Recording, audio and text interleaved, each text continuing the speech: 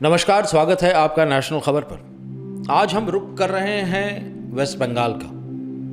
और वेस्ट बंगाल में इस वक्त इंतखाबात चल रहे हैं, इलेक्शंस चल रहे हैं और इस दौरान जो है बहुत सारी ऐसी बातें कही जा रही हैं जो लोगों के दिलों को चोट पहुंचा रही हैं। ये बातें हर तरफ से कही जा रही हैं और अभी ममता दी ने एक और बात कह डाली।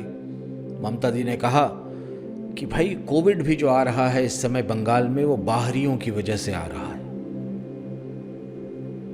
ऐसी बातें मेरे हिसाब से गलत हैं और इन बातों से एक दूसरे के प्रति नफरत बढ़ती है। अब एक आदमी जो ममता बनर्जी को बहुत सच्चा माने और ये माने कि वो जो कह रही हैं सच कह रही हैं, उसके सामने अगर बंगाल के अंदर एक बिहारी आ जाए तो वो तो यही मानेगा किसी बिहारी की वजह से कोविड-19 आया है, मेरा पड़ोसी मरा है, बदले के तौर पर जो है चलो इसकी गर्दन उतार दी जाए।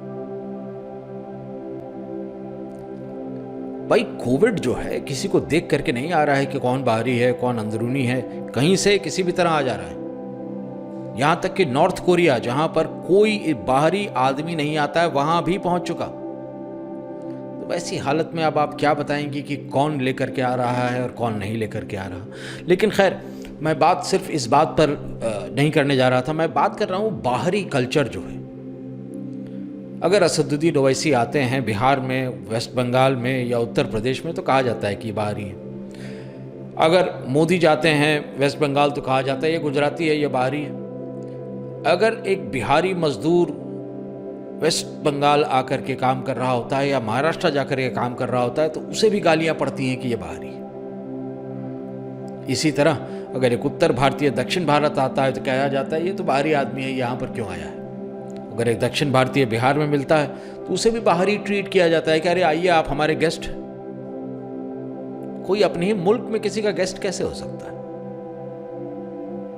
ये बाहरी का जो एक डेफिनेशन बनाया गया है वो सिर्फ और सिर्फ पॉलिटिकल है। हम कभी ना बाहरी थे इस मुल्क के अंदर, न कभी बाहरी होंगे। अगर ऐसा ही है तो मुल्क को तकसीम कर दीजिए 100 हिस्सों में और हर हिस्से से दूसरे हिस्से में जाने वाला बाहरी आदमी वीज़ा लेकर के जाए। लेकिन जब तक मैं बिना वीज़ा लिए महाराष्ट्र जा रहा हूँ, जब तक मैं बिना वीज़ा लिए तमिलनाडु जा रहा हूँ, मैं वहाँ बाहरी नहीं हूँ। वो मेरा मुल्क है, वो मेरी ज़मीन है। और जब मैं कहता हूँ भारत माँ तो मैं ये नहीं कहता हूँ कि तमिलनाडु मेरी मौसी है। तमिलनाडु भी मेरी माँ है क्योंकि वो भारत का हिस्सा है। ऐसी हालत में अपनी माँ की गोद में बाहरी गिना जाने वाला हिंदुस्तान का एक आदमी क्या कर सकता है। और बाहरी गिनता कौन है? आप और हम नहीं गिनते हैं। हमारे दिमाग में ये बात बैठाते हैं सारे पॉलिटिशियंस।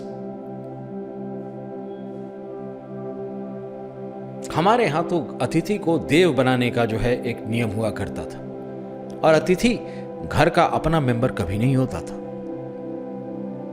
ठीक है, दायरे बन गए हैं। मैं अगर आपके घर के अंदर जाऊंगा तो मैं अतिथि हूं, लेकिन मैं आपके घर के बाहर अगर खड़ा हूं सड़क पर तो मैं अतिथि नहीं हूं। मैं अपने मुल्क की जमीन पर खड़ा हुआ हूं, एक ऐसी जमीन पर जिस पर मेरा भी उतना ही हक है जितना आपका। भले ही आपका घर वहां सामने हो और मेरा घर हजारों किलोमीटर दूर। वरना एक मोहल्ले से दूसरे मोहल्ले में जाने वाला आदमी उस मोहल्ले के लिए बाहरी है।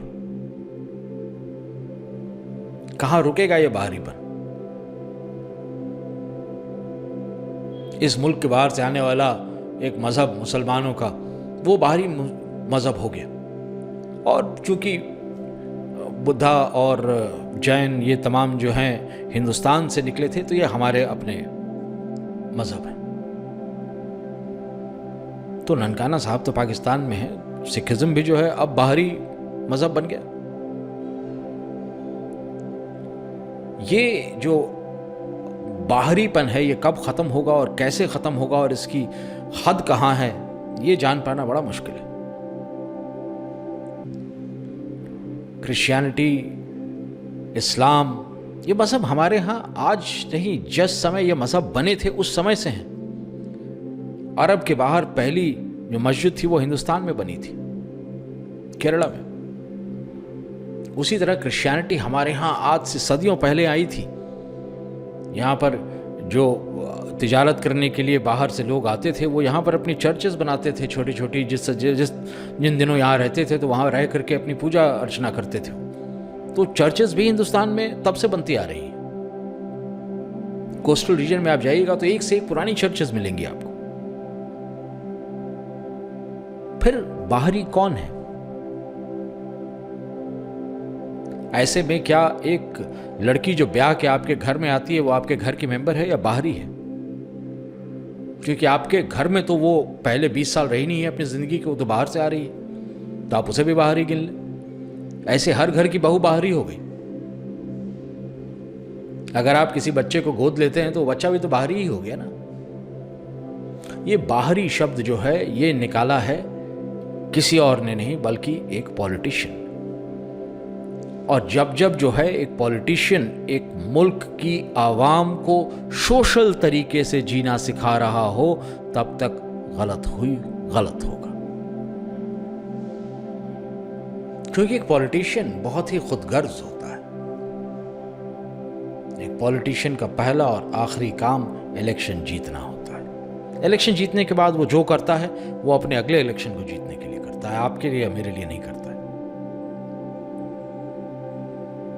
अब होता क्या है, हमारे यहां एक बहुत ही बड़ी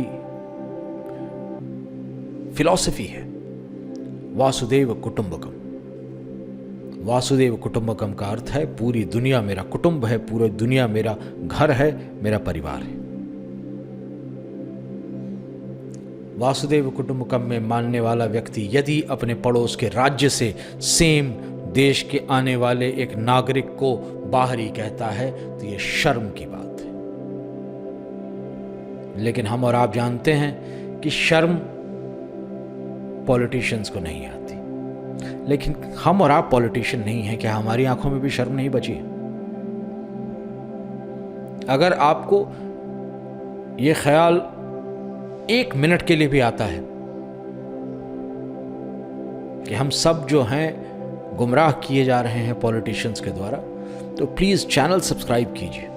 हम सच बोलते हैं खौफजदा होकर के नहीं, खुल के। शेयर कर डालिए इस वीडियो को अपने दोस्तों के साथ और जुड़ जाइए एक मुहिम में जहां पर कि सच और सिर्फ सच कहा जा रहा हो। धन्यवाद।